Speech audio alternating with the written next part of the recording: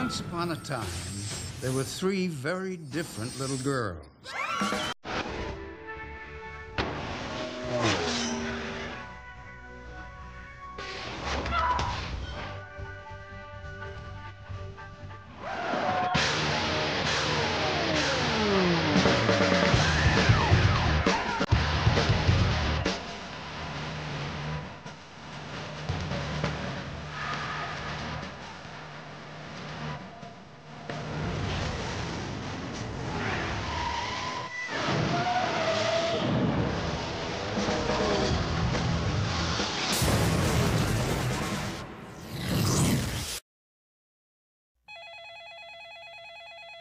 Good morning, Angels! Good morning, Early! How are we doing, Angels? We're fine, Early.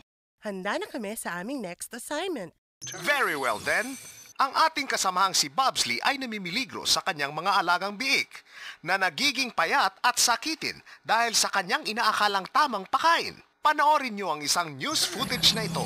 Narito po tayo sa babuyan ni Ginoong Bobsley na kasalukuyang balisa at abala sa pag-aasikaso ng kanyang mga alagang biik na mukhang may sakit.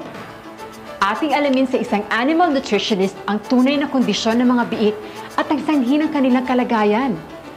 Dok, ano po bang nangyari sa mga kawawang biik? Naku, mga baboy ay sakitin, payat, malnourished at may scouring pa. Eh bakit ho nagkagunoon? Dahilan sa ordinary pre-starter, ang pakain ginamit nila, lahat ng mga biik ay lumaking payat at sakitin. Kapansin-pansin ang masamang pangangatawan ng mga biik na to. Pero Doc, di ba ang ordinary pre-starter ang pinakapopular na piglet feed sa ating bansa? Tama ka. Subalit ito ay kulang sa good quality milk at mataas ang harina na tinataglan nitong galing sa mais. Kung kaya't hindi lubos na ma-digest ng mga biik ang harina at kulang pa sa nutrisyon dahilan sa kakulangan sa milk content nito. Naku, ganun pala yun. Salamat, Doc, ha? Ngayon naman, ating kakausapin si Ginoong Bobsley na mukhang... Ginoong Bobsley, ano ho bang masasabi niyo tungkol sa inyong mga biik? Ang mga biik ko! Saan ako nagkamali? Ito ang inyong assignment. Palitan ang kinasanayang pagpapakain ng ordinary pre-starter sa mga biik ni Bobsley at iparating nyo ang kalaman ukol sa kahalagahan ng pagbigay ng high-quality piglet feed upang lubusan ang paglaki at malulusog ang kanyang mga alaga.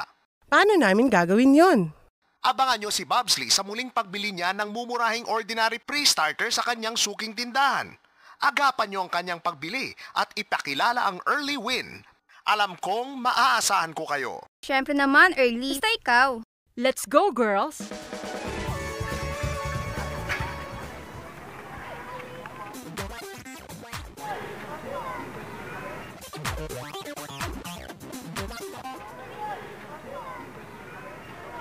Ang beat, sabay-sabay. Nananadya yung mga yun.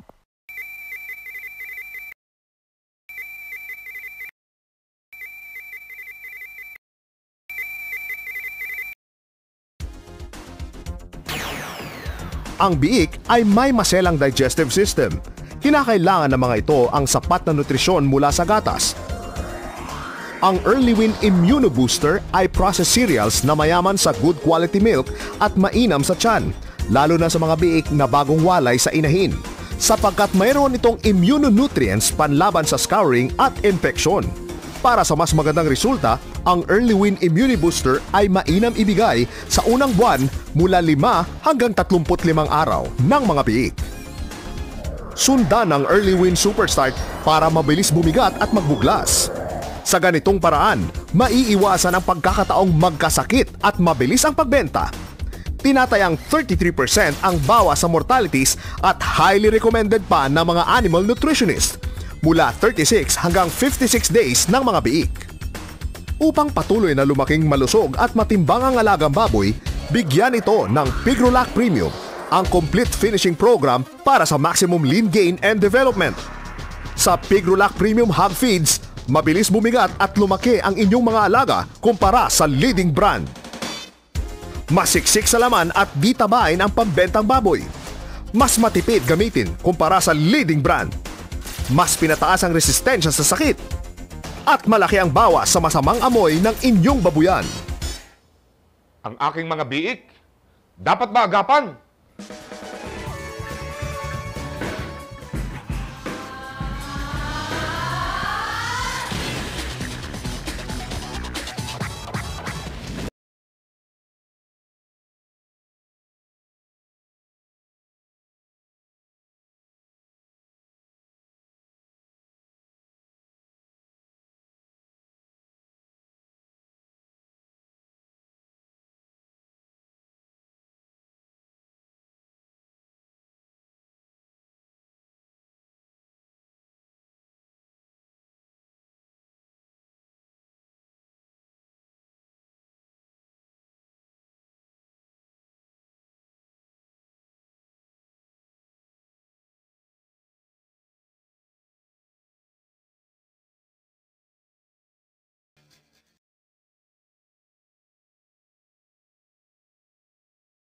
Hi, girls!